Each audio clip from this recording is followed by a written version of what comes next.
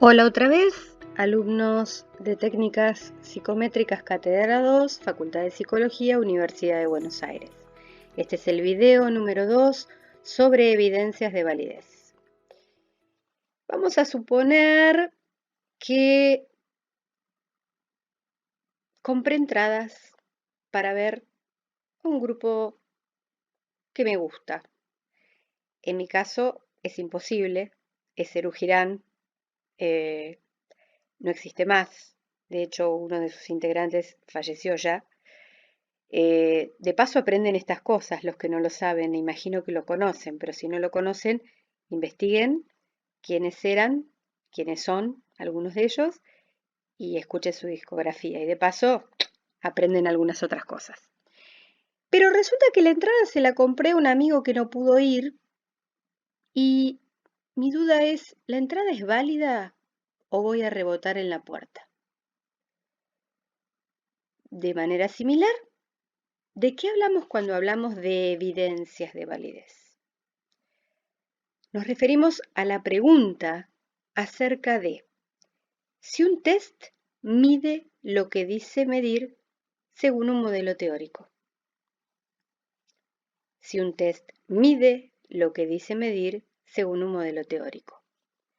De manera similar nos podríamos preguntar si la entrada es válida de acuerdo con el propósito que tiene, que es lograr que yo entre a ese recital, a ese concierto, según determinadas cuestiones que la entrada tiene que tener, que sería el equivalente de ese modelo teórico, como para establecer un paralelo. Tal vez no es el ejemplo más feliz, pero de alguna manera nos toca cotidianamente, entonces podemos pensarlo de esta manera. Vamos a las evidencias de validez de un test entonces. La definición general de validez es aquella que nos remite a la pregunta de el test mide el constructo o variable que dice medir según el modelo teórico que afirma o con el que afirma medir ese constructo o variable en este grupo de sujetos, en este grupo poblacional con tales características sociodemográficas. Recordemos que hablamos de evidencias de validez. Para eso nos remitemos al video anterior, al video número 1 y a la bibliografía, y ahí tenemos la respuesta de por qué hablamos de evidencias de validez. Ahora bien, ¿por qué tendríamos que tener dudas acerca de si un test mide lo que dice medir según un modelo teórico? Porque, como ustedes habrán observado, los tests se llaman test de inteligencia de fulano, test de ansiedad de mengano, test de psicopatología de sutano, test de adaptación al estrés de X persona. En general tienen el nombre de la variable que ese test dice evaluar. Por supuesto, el autor del test nos va a decir que es el mejor test del mundo, que lo compremos, que lo utilicemos. Y la editorial que lo edita también nos va a decir eso porque quieren que lo compremos. Pero nosotros acá no estamos para hacer actos de fe, para eso están las religiones. Nosotros aquí estamos haciendo un trabajo que tiene que estar científicamente sustentado. Y ahí no podemos hacer actos de fe. Entonces, debemos tener en cuenta que no debemos confiar en el nombre del test ni en lo que nos dice ningún autor ni ninguna editorial acerca de las bondades de un test psicológico.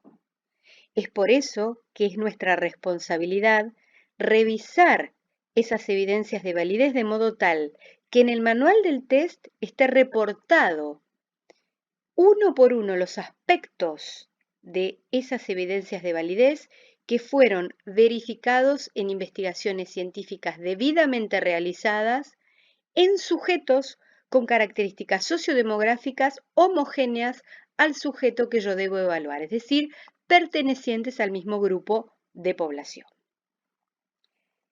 ¿Qué evidencias debo revisar? Aquí tenemos este grafiquito que por ahora los va a confundir bastante, pero preferimos introducir primero los conceptos y después desarrollarlos. Como ustedes verán, tenemos varios conjuntos que tienen intersecciones. ¿Se acuerdan de los diagramas de Venn del colegio? Bueno, es para pensar categorías que no son mutuamente excluyentes, porque los aspectos de la validez o de las evidencias de validez de los tests tienen algún tipo de superposición o solapamiento o relación. Las evidencias de validez de contenido y las evidencias de validez de constructo o evidencias de validez teórica, fíjense que están escritas en azul. Eso es porque se trata de evidencias de validez que tienen que ver con cuestiones eminentemente teóricas o internas al instrumento. Ya vamos a ver por qué teóricas o internas al instrumento en videos subsiguientes. Pero primero introduzcamos las ideas generales. El resto de los tipos de validez empírica o de criterio que se divide en concurrente, predictiva y también hay una retrospectiva, pero no la vamos a tratar en este video porque confunde mucho y no queremos confundirlos demasiado. La aparente o de facies, que luego vamos a ver de qué se trata, y la ecológica, están en otro color, naranja medio dudoso, ¿verdad? Eso es porque las queremos diferenciar de las teóricas o internas y vamos a clasificarlas como aspectos de las evidencias de validez de tipo empírico o externo al test en sí mismo. Validez externa al test. Ya vamos a ver por qué también. Y luego, aquí, justamente en la intersección entre las categorías teóricas o internas, que son las de contenido y de constructo, y las categorías empíricas, ¿sí?, que están por aquí, en anaranjado, encontramos convergente y divergente, que según algunos autores pertenece a la parte teórica o de constructo y otros autores atribuyen a la parte empírica. Es por eso que tenemos este lío mental que tenemos clarísimo que ustedes no entendieron, pero primero nos gusta presentar los conceptos y después desarrollarlos. Les sugerimos que vean el resto de los videos y luego de verlos y luego de leer la bibliografía, vuelvan a este para tener un resumen de todo lo que vamos a desarrollar a partir del video número 3. Gracias por su atención.